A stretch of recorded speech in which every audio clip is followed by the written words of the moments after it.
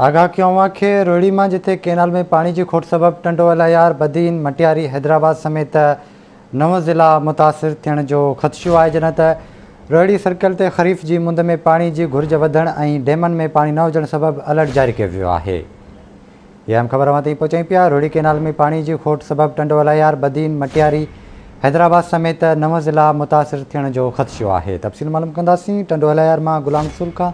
जी गुलाम रसूल, छा तफ़सील आहिनि? जी बिल्कुल बेशक सिंधी के सब खां वॾे नहरी सच से रोहिड़ी केनाल से पानी खोट के केतिरा ई ज़िला मुतासिर थियण जो ख़दशो आहे। पानी खोट के ख़दशे सबब आपाची खाते आबादारनि खे ख़बरदार करे छॾियो आहे। रोहिड़ी सर्कल ते ख़रीफ़ी मद में पानी की घुर्ज वधण ऐं डेमन में पानी न हुजण सबब अलर्ट जारी करे छॾियो आहे। सखर बैराज जे साॼे पासे जे वाहन ऐं गुड्डू बैराज मां निकिरंदड़ वाहन में पानी छॾण सबब सूरत ख़तरनाक थी सघे थी। ॿुधाईंदा त आपाची खाते पारां आबादारनि खे पानी की खोट खे साम्हूं रखंदे पोखाई जो मशवरो ॾिनो वियो आहे। पानी खोट सबब टंडो अलायार बदीन मटियारी हैदराबाद समेत 9 ज़िला मुतासिर थी सघनि था।